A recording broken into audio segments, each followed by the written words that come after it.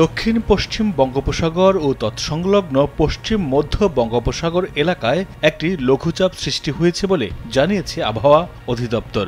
ফলে উপকূলের দিকে এগিয়ে আসছে ঝড়। তবে কি ঘূর্ণিঝড় রেমাল সত্যি ধেয়ে আসছে উপকূলের দিকে? মে মাস আসলেই ঘূর্ণিঝড় আতঙ্কে থাকে উপকূলের মানুষ। আবারও ঘূর্ণিঝড়ের খবরে কপালে চিন্তার ভাঁজ উপকূলীয় বাসিন্দাদের। কারণ ঘূর্ণিঝড় সিডোর আইলার তাণ্ডব দেখেছে বাংলাদেশ। প্রিয়জন সহ সর্বস্ব হারানোর ক্ষত এখনও শুকায়নি উপকূলের মানুষের। আবারও সেই মে মাসের শেষে আসছে ঘূর্ণিঝড় রেমাল। 2007 ও 2009 সালে আঘাত হানা প্রলয়ঙ্করী ঘূর্ণিঝড় সিডোর ও আইলার তাণ্ডবে লণ্ডভণ্ড হয় দেশের উপকূলীয় অঞ্চল। দুঃসহ সেই স্মৃতি এখনও চোখে ভাসে উপকূলবাসীদের। সে সময় দুই ঘূর্ণিঝড়ে প্রাণ হারায় 6,000-এরও বেশি মানুষ। আবহাওয়ার পরবর্তী 72 ঘণ্টার পূর্বাভাসে বলা হয়েছে, সিনোপটিক অবস্থায় দক্ষিণ পশ্চিম বঙ্গোপসাগর ও তৎসংলগ্ন পশ্চিম মধ্য বঙ্গোপসাগর এলাকায় একটি লঘুচাপ সৃষ্টি হয়েছে। লঘুচাপটি আরও ঘনীভূত হতে পারে বলে এক বার্তায় জানিয়েছেন আবহাওয়াবিদ বজলুর রশিদ।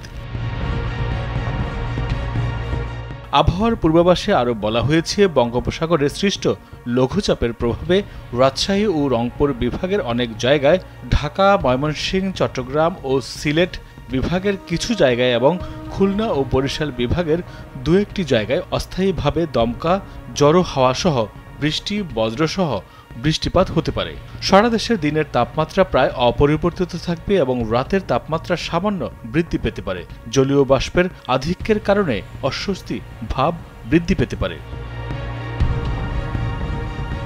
এদিন দেশের অভ্যন্তরীণ নদীবন্দর সমূহকে দেওয়া এক পূর্বাভাসে বলা হয়েছে, ঢাকা, ফরিদপুর, যশোর, খুলনা, কুষ্টিয়া, বরিশাল, পটুয়াখালী, কুমিল্লা, নোয়াখালী, ফেনী, চট্টগ্রাম এবং সিলেট অঞ্চলসমূহের উপর দিয়ে পশ্চিম উত্তর পশ্চিম দিক থেকে ঘণ্টায় 45 থেকে 60 কিলোমিটার বেগে অস্থায়ীভাবে দমকা, ঝড়ো হাওয়াসহ বৃষ্টি, বজ্রসহ বৃষ্টিপাত হতে পারে।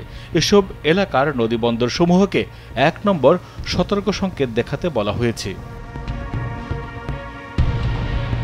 লঘুচাপের ফলে উত্তর ও উত্তর পূর্ব দিকে তা অগ্রসর হলে এর গন্তব্য হতে পারে মায়ানমার ও তৎসংলগ্ন বাংলাদেশ। তেমনটি হলে পশ্চিমবঙ্গের উপর ঘূর্ণিঝড়ের তেমন প্রভাব পড়বে না বলে মনে করছেন বিশেষজ্ঞরা। আগামী 26 মে সরাসরি বাংলাদেশের উপকূলে আঘাত হানতে পারে ঘূর্ণিঝড় রেমাল। এ তথ্য জানিয়েছেন কানাডা সাসকাচুয়ান বিশ্ববিদ্যালয়ে আবহাওয়া ও জলবায়ু বিষয়ক পিএইচডি গবেষক মোস্তফা কামাল পলাশ। ঘূর্ণিঝড় রেমাল এর নামকরণ করেছে ওমান আরবিতে, যার অর্থ বালি। অবশ্য এই নামে ফিলিস্তিনের গাজা থেকে 1.7 কিলোমিটার দূরে একটি শহরও রয়েছে। এবার ধেয়ে আসতে পারে সেই রেমাল। তবে কতটা ভয়াবহ হবে সেই ঝড় তা এখনও স্পষ্ট নয়। মাইদুর রহমান রুবেল, কালবেলা।